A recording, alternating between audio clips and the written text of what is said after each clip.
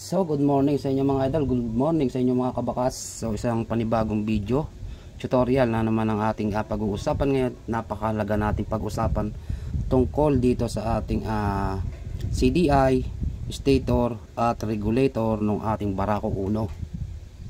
So, yan. Kumisan mayroong nagkakamali kasi yung mga bagong labas ngayon na Barako to ay iba daw yung CDI ng ating Barako Uno sa Barako to. So sasagutin natin yan mga idol, kaya bago natin umpisahan, kung hindi ka pa nakasubscribe, pakisubscribe, like and share at pakipindot yung ating notification bell at para ma-hit mo pa lahat ng aking mga video i-upload. So tara.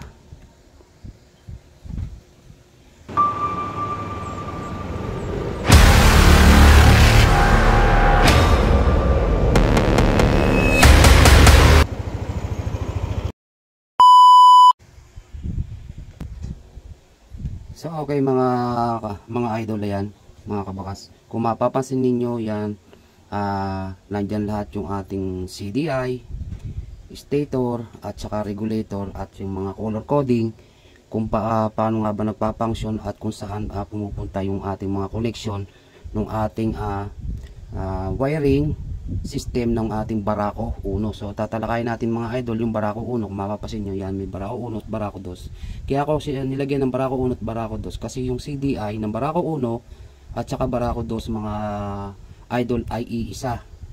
Yung Barako Uno pwede nating isalpak sa Barako 2 at yung Barako 2 pwede nating Barako 2 ng CDI ng Barako 2 pwede nating nakakalito. Yung Barako 2 na CDI pwede nating isalpak sa CDI ng Barako Uno. So dito kung mapapansin yung mga idol, meron tayo dyang 6 pin yung ating CDI ng ating Barako.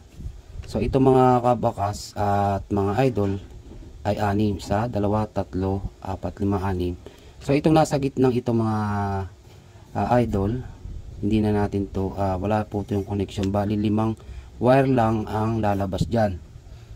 So kaya mahalaga nating matutunan tong color coding at para alam ninyo mga idol kung saan papunta yung ating mga wiring connection ng ating tulad nito, una natin tinatalakay yung CDI kung saan ba mga papunta yan. At kailangan natin malaman din kung mahilig tayo mag troubleshooting. So sa iba ang paliwanag, ito lang ang dapat i-troubleshoot nyo. Yan, itong dalawa kasi yung ating pulser dyan, isang sa ground at saka yung isang papunta ng ating CDI nang galing ng ating stator. Kaya tayo dyan ay merong white, yellow. Ito po mga idol, ito yung ating positive at negative. Ito po yung negative nung ating CDI, white, yellow. Yan po ay galing din ng ating stator. So may papaliwanag tayo dyan mamaya at para maintindihan ninyo kasi mayroong binago sa stator ng ating Barako 2. So hindi po binago yung CDI, Barako 2 ng stator lang ang binago ng ating mga bagong labas ngayon na Barako 2. So ito parehas na pulser yan. Ito yung ating white, yellow. Ito yung ground ng ating pulser ng ating CDI nang galing stator dun sa ating AC ng stator. Bago itong ating green, white, yan mga idol yung papunta ng ating pulser din yan. Iisa yan, parehas siyang pulser. Isang ground at saka isang positive trigger. So tuloy tayo mga idol. Ito yung part ng ibabang ito sa may left side. Ito mga idol yung ating color coding brown wire. Ito yung papunta ng ating ignition switch, susian ang punta po nito. Ayan, ACC bolts. Yung ating accessories wire ng ating Barako ay kulay brown.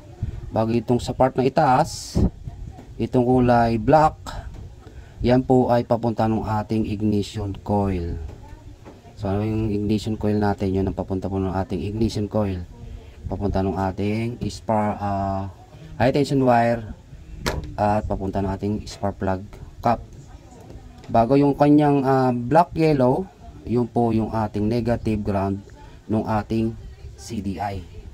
So ulitin natin mga idol, yung kanyang white yellow ay pulsar din, negative, at yung kanyang green white ay pulsar din, positive trigger. So dalawa yung dumadaloy sa ating CDI na wire papunta nung ating galing nung ating stator. So parang ito yon, white yellow pulsar at green white ay pulsar. Yan pong dalawang wire na yan ay papunta po dito. Yan, color coding po yan, dyan po ang punta nyan. So yan, dako na tayo dito sa ating stator. Dito nalilito yung iba at iba daw yung CDI nung Barako 2. Hindi po, wala pong pinagkaiba yun. Kasi po ang nangyari doon, yung ating ground nung ating stator, yan yung ating black yellow, yan po ay tinanggal na sa kanyang stator, at yung kanyang ground ay kumuha na po dito sa ating ground ng ating CDI. So dito bali ang wire na lumabas sa 2, 3, 4, 5. So ang nangyari sa Barako 2 ay 4 na lumabas, pero bali 6 sana yan mga idol, kasi nga yung isa dyan na kulay green ay yun yung ating papunta ng ating neutral light indicator doon sa ating dashboard ng ating Barako, papunta doon sa ating neutral light, yung ating neutral. Pero ang kailangan lang talaga dito ay sa Barako 1 ay 5 wire. So kaya sa naging 6 kasi nga yung isa papunta ng neutral light indicator. So ngayon sa Barako 2 ang nangyari ay 4 na pinalabas dito sa ating stator, at tinanggal na yung kanyang ground, kasi nga ay kumuha na siya ng ground dito sa ating CDI, yung ating white yellow. So doon na siya kumuha nung ating ground. Parang nagbawas lang sila, nagtipid lang sila na isang wire, kasi nga mga idol ay ito naman ay magka-connection, itong black yellow at saka itong white yellow, pares po yung ground. Kaya ang ginawa dito sa Barako 2 ay tinanggal na ito, kasi nga ay ground din naman yan. So body ground na kumuha yung ating pang Barako 2. So dito sa ating Barako 1, meron siyang color coding na white yellow pulsar, at yung ating green white ay pulsar, pares po yung pulsar, yun nga papunta ng ating CDI.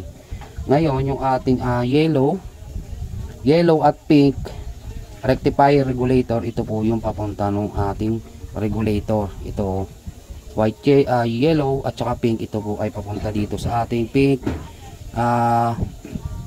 ating stator regulator. Ano ba yan? At yung ating yellow output ay papunta ng ating yellow ng ating regulator, or yung light coil yung ating yellow output. At yung ating pink mga idol ay yun po yung ating charging or source ng ating stator na nagkakarga papunta ng ating regulator. Yan.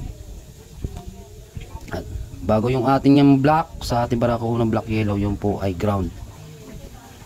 So sana ay naintindihan nyo, at mag-comment na lang kayo mga idol pagka napanood nyo, at ipapaliwanag natin yung hindi nyo naintindihan. Basta ulit-ulitin nyo lang ang video. So tayo dire-diretso na dito, at dito naman tayo sa regulator. So ito nga yung kanyang pink stator, papuntang stator natin. From stator input, pagdating ng regulator output. So ganun po yan sa hindi nakakaalam. From stator output, pagdating natin ng regulator ay input na yan. So ito sa ating regulator, meron lang yung 4 na wire. Ito yung pink ay yung ating charging source, at yung ating yellow ay yung ating light coil, papunta ng ating ilaw. na dumala din ng regulator. At yung ating white, ito mga idol, yung ating from AC stator, output, stator input, regulator output, white battery source. Ito yung papunta ng ating baterya, yung nagcha-charge, mga idol. At yung ating black yellow, yun ang ating ground or body ground, yun ating papuntang ground, mga idol. So sana naintindihan nyo yung ating tinalakay ngayon, at screenshot nyo na lang mga idol. At yan po yung ating color coding, buong color coding ng ating CDI, stator, regulator ng ating Barako 1 at Barako 2 na motor. So yun lang, maraming salamat po and God bless.